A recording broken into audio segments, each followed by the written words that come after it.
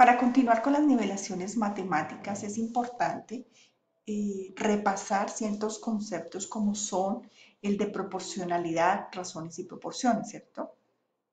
¿Por qué? Porque pues se va a trabajar en cada una de las materias a lo largo de su carrera. ¿Qué es una razón aritmética y qué es una razón geométrica? Entonces, una razón aritmética es una cantidad que nosotros la vamos a determinar por una diferencia.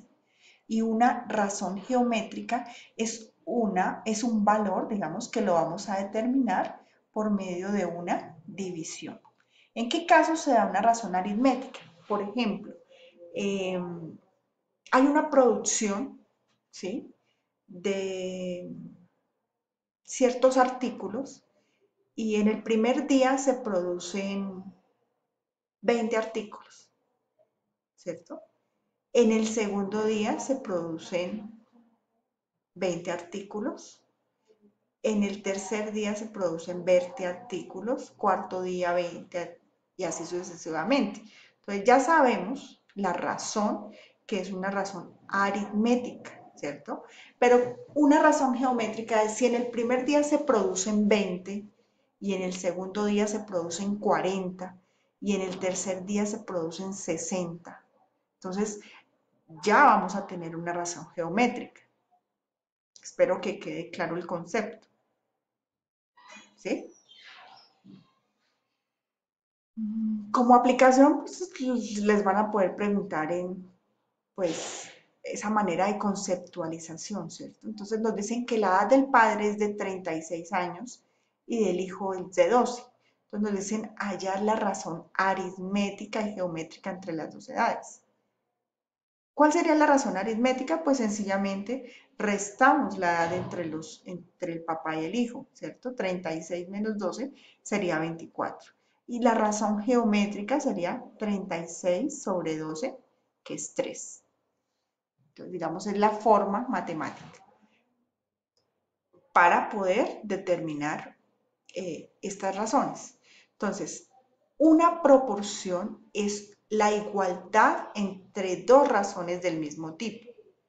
Entonces, ¿cómo se define una proporción aritmética? Entonces, si tenemos dos razones aritméticas, que es a menos b, y si es igual a c menos d, pues ahí nosotros ya tenemos una proporción aritmética. Lo mismo, si nosotros tenemos a sobre b y es igual a c sobre d, nosotros tenemos una proporción geométrica. ¿Listo? Entonces, una proporción aritmética. Si nosotros tenemos 18 menos 13, 5, pero también nosotros tenemos 9 menos 4 y nos da 5, nosotros tenemos una proporción aritmética, ¿cierto? Igual. Y si tenemos 6 sobre 18, que es un tercio, y 5 sobre 15, que es un tercio, nosotros tenemos una proporción geométrica. Entonces, de allí viene el concepto de proporcionalidad, ¿cierto? Cuando dos magnitudes son directamente proporcionales. En física nosotros veíamos cuando dos magnitudes eran directamente proporcionales. Nos decían que eran directamente proporcionales cuando al aumentar una, la otra aumenta, o cuando al disminuir una, la otra disminuye. ¿Listo? Entonces, matemáticamente, cuando dos magnitudes son directamente proporcionales, al graficarlas en un plano cartesiano, nosotros vamos a tener una línea recta que pasa por cero. En este caso, una manzana cuesta 500 pesos, dos manzanas cuestan 1000 pesos, tres manzanas cuestan 1500, ¿cierto? Hay una razón aritmética. Entonces, ¿cuándo una cantidad es inversamente proporcional? Cuando al aumentar una cantidad, la otra disminuye, ¿cierto? Entonces ya no vamos a tener una línea recta, sino vamos a tener una hipérbola.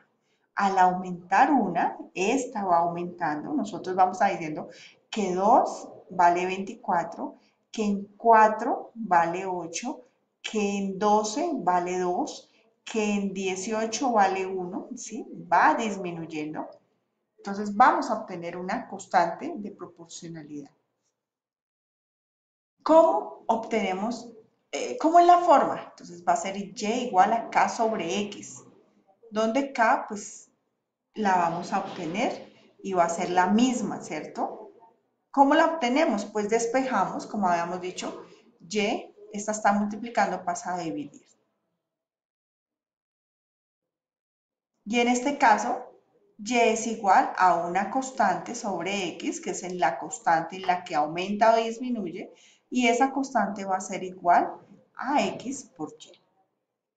En resumido, las clases de proporción puede ser directa, puede ser inversa o puede ser compuesta, ¿cierto? Porque hay problemas en los que se pueden aplicar y pueden tener de las dos, proporcionalidad directa, proporcionalidad inversa y proporcionalidad compuesta. Entonces, una aplicación de ello puede ser hallar el 15% de 70, ¿cierto? Cuando nosotros vamos a determinar el porcentaje, es importante saber nosotros cómo ubicamos los valores, ¿sí? A ti te dicen, determine el 15% de 70. Bueno, ¿cómo hago esa conversión? Si el 100% equivale a 70, el 15% ¿a cuánto? Entonces, X va a ser igual, multiplico en cruz donde no está mi incógnita, va a ser mi numerador, 15 por 70 sobre 100. Esto va a ser 10.5. Bueno, cuando nosotros veíamos fórmulas importantes de física, entonces, si quedó claro el concepto de proporcionalidad, es importante ver qué variables son directamente proporcionales o qué variables son inversamente proporcionales. La velocidad vendría a ser directamente proporcional con el desplazamiento, pero inversamente proporcional con el tiempo. La aceleración va a ser directamente proporcional e inversamente proporcional, ¿cierto? Aquí, ¿a qué va a ser igual el espacio? Directamente proporcional con el desplazamiento inicial y con la velocidad y el tiempo. O sea, todo lo que esté en el denominador y yo esté analizando mi cantidad va a ser inversamente proporcional. Y con el numerador va a ser directamente proporcional. Pues digamos que era un concepto importante para tener en cuenta como introducción, digamos, como introducción a las matemáticas. Otro concepto importante a tener en cuenta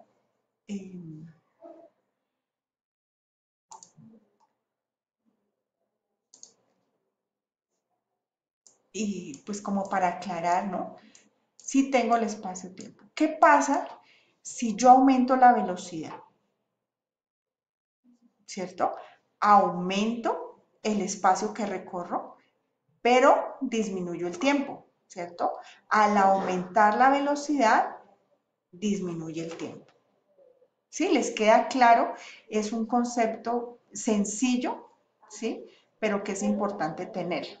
Si yo quiero despejar el espacio, entonces ¿a qué va a ser igual el espacio que yo recorro?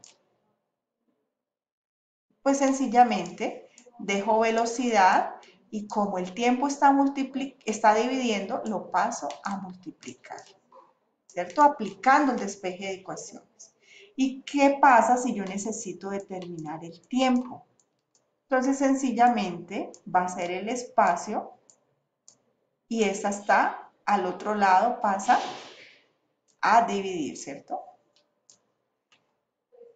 Entonces, en esta ecuación, nosotros vemos que la velocidad es directamente proporcional al desplazamiento e inversamente proporcional al tiempo.